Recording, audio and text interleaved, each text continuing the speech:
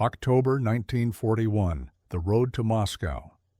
Along a rutted, muddy track near the city of Mtsensk, the steel spearhead of the German war machine, the 4th Panzer Division, grinds forward. Its commander, General Heinz Guderian, the architect of Blitzkrieg, is confident. His Panzer IIIs and IVs have proven invincible, shattering armies from Poland to the English Channel. They are the masters of modern warfare. Then, from over a slight rise, they appear. They are not like the other Soviet tanks the Germans have swatted aside for months. These are low, sleek, with angled hulls that seem to defy the very geometry of a tank. They move with an unnatural fluid speed over the churned earth, their wide tracks gripping the mud that mires the German panzers. The German gunners take aim, their 75mm cannons bark, and their shells, which have gutted French Char B1s and British Matildas, simply bounce. They ricochet off the sloped armor with a terrifying shriek of protesting steel skittering away harmlessly into the gray sky. And then the Soviet machines return fire. A thunderous crack, a flash of orange, and a German panzer erupts into a ball of flame. Then another and another. Panic begins to set in. The German crews, the victors of Europe, are suddenly children throwing stones at an iron giant. Guderian himself would later write in his memoirs with a sense of awe and dread. The Red Army tanks were a nasty surprise. We had nothing of equal value to oppose them. This was the world's brutal introduction to a legend. This was the T34. It was not merely a machine of war, it was an industrial tsunami, a symbol of a nation's will to survive, and arguably the most influential and decisive weapon of the Second World War. Its story is not one of flawless engineering or refined comfort. It is a story of desperation, genius, immense sacrifice, and brutally effective simplicity, born in the shadow of purges and forged in the fires of the Eastern Front.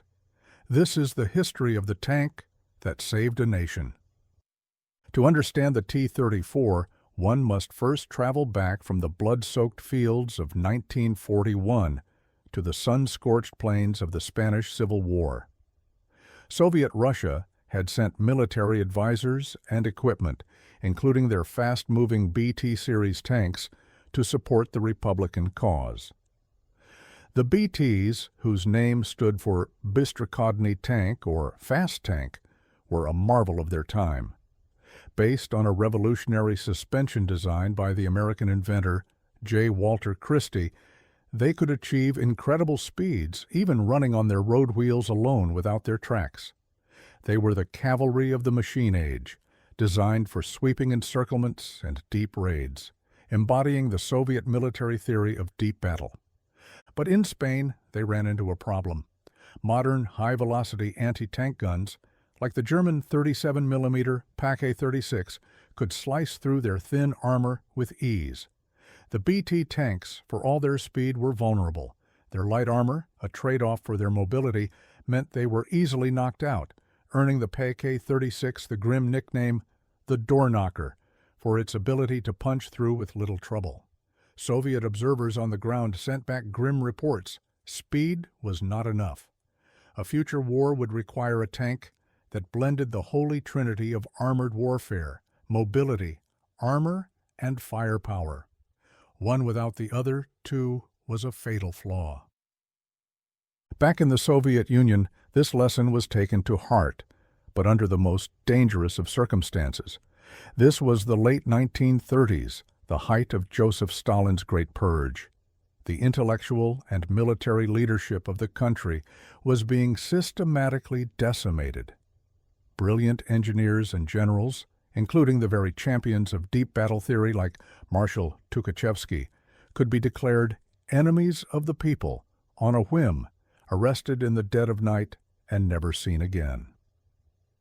To be a tank designer in this environment was to walk a razor's edge. To be too innovative was to risk being accused of wasting state resources on wrecking activities. To be too conservative was to risk being accused of failing to prepare the Red Army for war. Proposing a new, expensive, and unproven design was a gamble not just with one's career, but with one's life. Into this crucible of fear and innovation stepped a man named Mikhail Ilyich Koshkin. He was not a lifelong engineer. A former confectioner and Communist Party functionary, Koshkin had shown a remarkable aptitude for mechanics and organization. After belatedly attending the Leningrad Polytechnical Institute, he rose through the ranks with a reputation for being quiet, driven, and utterly obsessed with his work. By 1937, he was the chief designer at the Kharkiv Comintern locomotive plant, or Factory Number 183, the primary design bureau for the BT tanks. Koshkin and his brilliant young deputy, Alexander Morozov, were tasked with designing the BT tank's successor. The initial directive from the Armored Directorate, or GBTU, was for a new version of the BT designated the A-20. This design would retain the Christie suspension's complex convertible drive, the ability to run on wheels or tracks. It was to have 20 millimeters of sloped armor and a 45 millimeter gun. It was a safe, incremental improvement, a logical next step from the existing BT-7M. But Koshkin knew safe wouldn't be enough. The lessons from Spain and the border clashes with the Japanese at Khalkhin Gol in 1939 screamed for something more radical. He and his team began working, partly in secret and against the wishes of some military officials, on a second prototype. They called it the A-32. It was a gamble. Koshkin made the critical decision to abandon the heavy, complex, and mechanically fragile convertible drive. He argued that modern track technology had become reliable enough that the wheel-running capability was an unnecessary burden. This saved a significant amount of weight and internal space. Koshkin immediately reinvested that saved weight into two critical areas. First, he thickened the frontal armor to a substantial 45 millimeters. Second, and most importantly, he insisted on mounting a powerful, short-barreled 76.2 millimeter L-11 gun, a weapon closer to a field howitzer than a typical tank gun of the era. It could fire a potent high-explosive shell, making it effective against anti-tank guns and infantry, as well as a respectable armor-piercing round. But the true genius of the A-32, the feature that would make it legendary, was its armor. It wasn't just thick, it was sloped. Drawing on earlier Soviet design concepts, Koshkin's team angled the hull plates at a dramatic 60 degrees from the vertical. This simple geometric principle had two profound effects. First, it dramatically increased the effective thickness of the armor.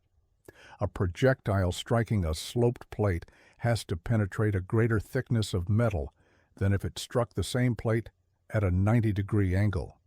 A 45 millimeter plate sloped at 60 degrees forces an incoming shell to travel through the equivalent of 90 millimeters of steel. Second, the steep angle made it highly likely that conventional, uncapped armor-piercing shells would simply fail to bite into the metal and instead ricochet off, a phenomenon known as shot deflection. It was a brilliantly simple way to gain a massive defensive advantage without a prohibitive increase in weight. Combined with its wide tracks for excellent ground pressure and a powerful, all-new V2 diesel engine, itself a revolution in an era of gasoline-powered tanks, the A-32 was a package of incredible potential. When Koshkin presented his two prototypes to the Main Military Council in September 1939, the debate was fierce. The A-20 was the safe bet, the familiar evolution favored by the cavalry-minded traditionalists in the Army. The A-32 was the radical leap, a pure battle tank for a new kind of war. Military traditionalists like Marshal Kliment Voroshilov favored the old ways. But Stalin, ever the pragmatist, was intrigued by the A-32's potential. In a moment that would change history, Koshkin boldly stated that his A-32 had the capacity to be up-armored even further without a significant loss in performance. Stalin, reportedly pointing at the A-32, asked, "And which one is better?" He listened to the arguments and then gave his approval for a more heavily armored version of the A-32 to be built and tested. This new tank was given a designation that broke with all previous conventions. It wasn't named after a military hero or an acronym. Koshkin named it the T-34 for 1934, the year he believed the vision for a truly modern Soviet tank had been conceived within the party. The approval from Moscow was one thing. Proving the radical new design was another. The T-34 was revolutionary, but it was also unproven. Its V2 diesel engine, another groundbreaking feature, was powerful but temperamental. Its transmission was crude. The military bureaucracy was still skeptical. Koshkin knew he needed a grand, undeniable gesture to prove his creation's worth. He devised a plan as audacious as the tank's design itself. In the brutal winter of early 1940, Koshkin proposed to drive two of the first T-34 prototypes from his factory in Kharkiv, in modern-day Ukraine, all the way to Moscow, to present them directly to Stalin and the Politburo. It was a journey of 2,000 kilometers, or 1,200 miles, over frozen roads, through deep snow, and in secret. It was a reliability trial of the most extreme kind, designed to silence all critics. The journey was an epic of mechanical endurance and human fortitude. Koshkin, already in frail health, led the expedition himself, often taking the controls. The temperatures plunged far below freezing. Breakdowns were frequent. The crews worked in the biting wind, their hands freezing to the metal, as they repaired clutches and engines, often sleeping in the tank's hulls for warmth and security. To maintain secrecy, they avoided main roads, traveling on farm tracks and through forests, far from prying eyes. At one point, one of the tanks plunged through the ice of a frozen river, and the crew had to work for hours in the freezing water to recover it. After weeks of grueling travel, two mud-caked, road-worn T-34s clattered onto the cobblestones of the Kremlin's Ivanovskaya Square. They performed a series of demonstrations for Stalin and the High Command, roaring past the ancient cathedrals, climbing steep inclines with ease. Stalin was deeply impressed. He walked around the machines, touching the cold steel, understanding immediately the power he was looking at. The T-34 was formally accepted for mass production. The demonstration was a resounding triumph, but it came at a terrible price. The brutal journey had shattered Mikhail Koshkin's already fragile health.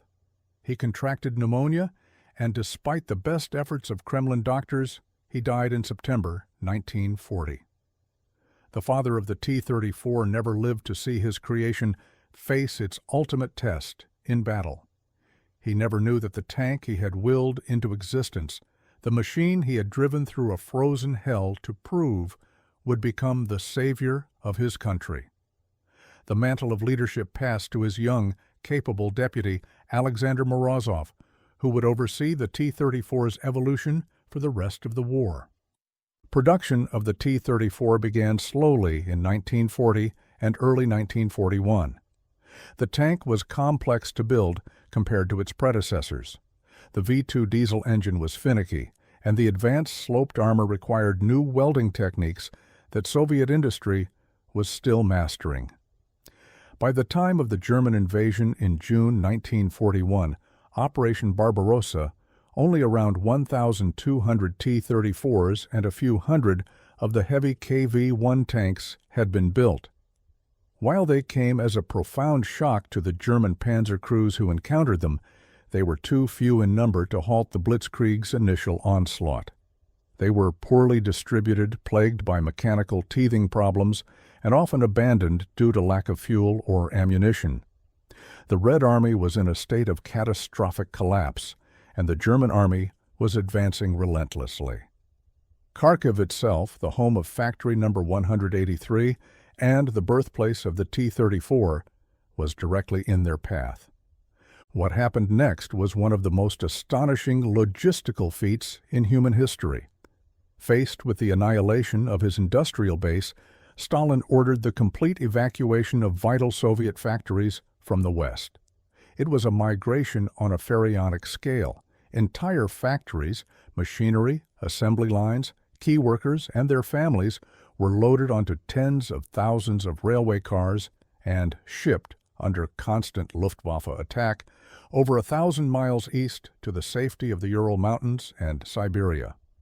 Factory number 183 was evacuated to the city of Nizhny Tagil, where it was merged with the massive Uralvagonzavod railway car works.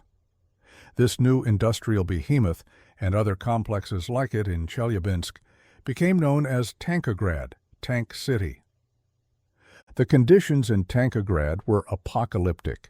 Machinery was unloaded from trains into the snow, often in open fields, and put into operation immediately, sometimes before a roof could even be built over it.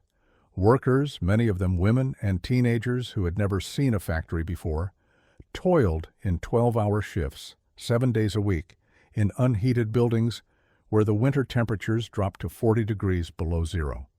They lived in hastily constructed wooden barracks or even dugouts. Food was scarce, rations were at starvation levels, and the slogan that drove them was hammered into their minds: Всё для фронта, всё для победы. Everything for the front, everything for victory. Under this immense pressure, the T-34 itself began to change. The elegant design that Koshkin had presented in Moscow was a peacetime luxury. The new reality demanded one thing above all else: quantity. Quality was a distant second. Alexander Morozov and his engineers began a ruthless process of simplification. They were not building a perfect weapon, they were building a disposable, war-winning tool, and they needed to build it faster than the Germans could destroy it. The changes were dramatic and visible on the tanks that rolled off these new assembly lines. The original finely machined L-11 gun was replaced with the simpler, more powerful F-34 model. Intricate, interlocked armor plates were replaced with simpler butt welds.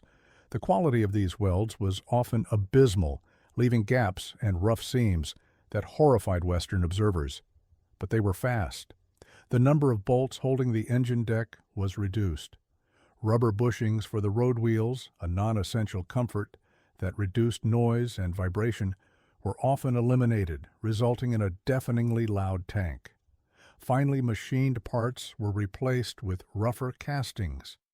Turrets, initially complex welded structures, were replaced by simpler, faster-to-produce cast turrets. These often had visible blowholes and imperfections, but they worked. The T-34 became a testament to the idea of good enough. Every hour saved on the assembly line meant another tank for the front. This brutalist approach to manufacturing yielded staggering results. In 1941, the USSR produced just over 3,000 T-34s. In 1942, that number jumped to over 12,500. By 1943, they were producing over 15,000 a year. By the end of the war, over 57,000 T-34s of all variants had been built. It was a torrent of steel that the Germans, with their focus on technologically complex and over-engineered tanks, could never hope to match. The Soviets were literally burying the Wehrmacht under a mountain of tanks. But for the men inside this war-winning machine, life was a particular kind of hell. The T-34 was a masterpiece of strategic design, but a nightmare of tactical ergonomics. The interior was incredibly cramped. The initial model 1940 and 1941 had a two-man turret. This was a critical flaw. The tank commander also had to act as the gunner. This meant he was either looking through the gun sight, trying to aim and fire, or peering through the periscopes, trying to command the tank and observe the battlefield. He could not do both effectively at the same time. This led to poor situational awareness and slow reaction times in battle.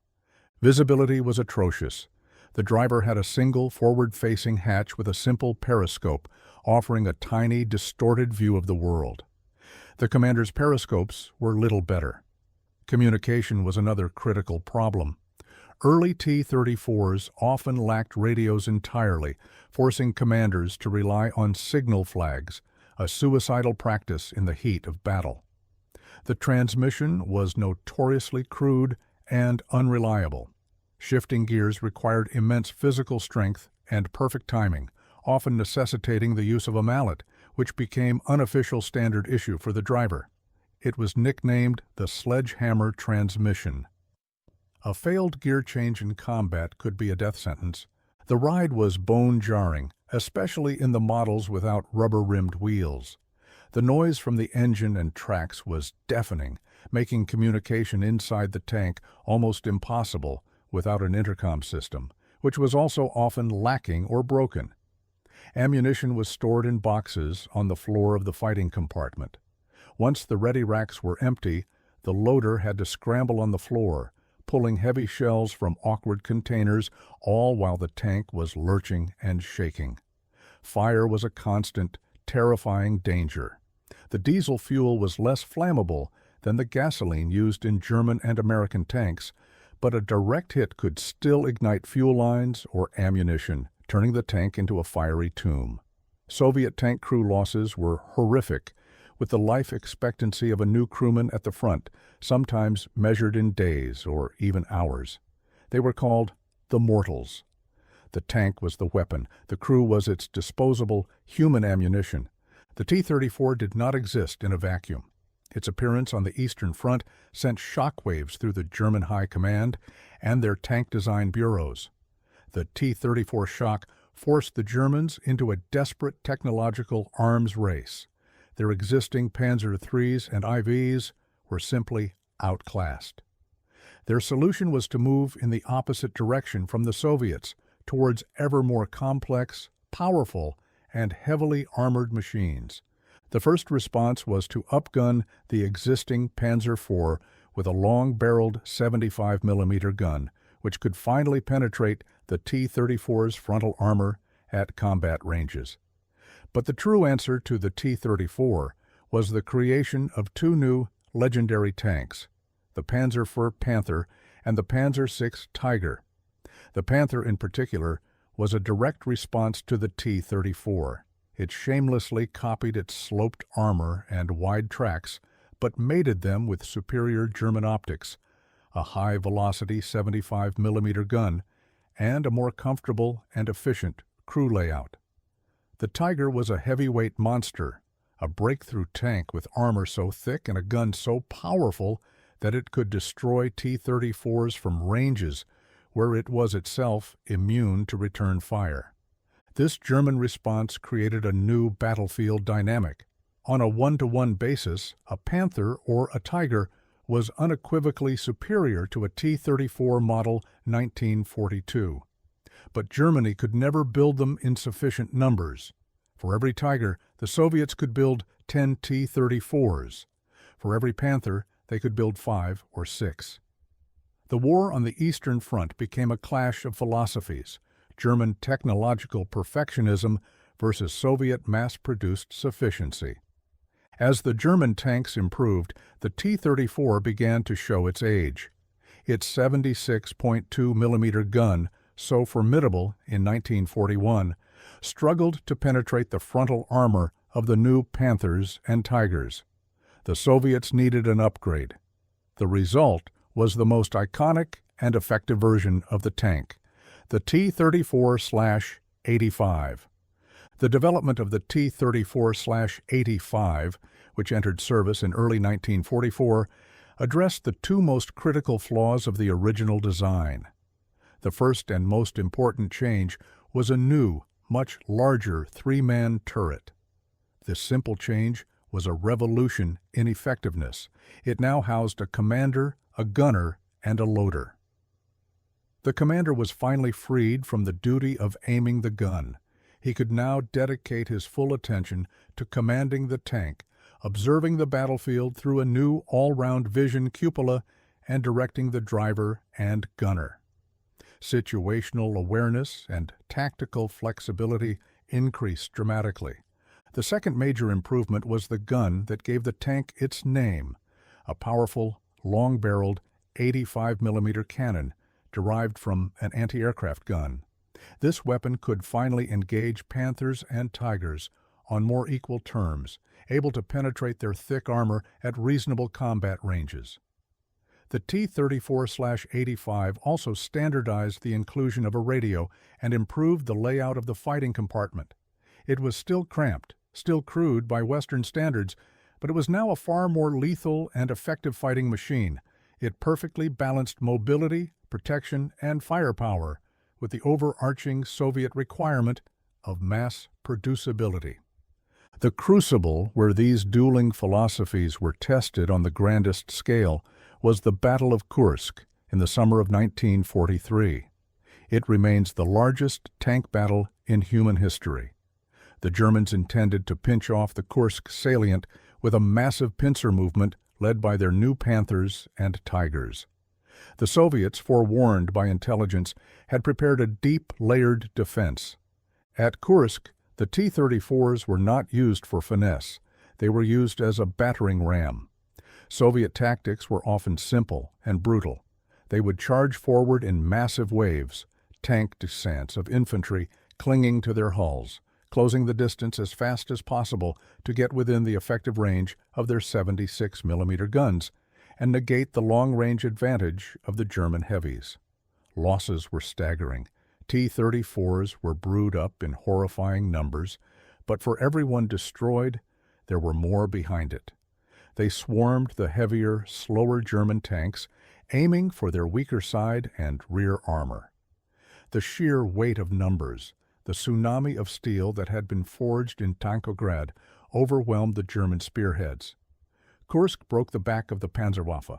From that point forward, the German army on the Eastern Front would be on the strategic defensive for the rest of the war. From Kursk to the final bloody battle for Berlin, the T-34/85 was the workhorse of the Red Army's relentless advance. It led the charge across Ukraine, through Poland, and into the heart of Germany. Photos of the final victory show T-34s parked beside the Brandenburg Gate, their forms synonymous with the defeat of Nazi Germany. The legacy of the T-34 extends far beyond the end of the Second World War. It was produced in such vast numbers that it became the standard tank for the armies of the Warsaw Pact and was exported to dozens of countries across the globe.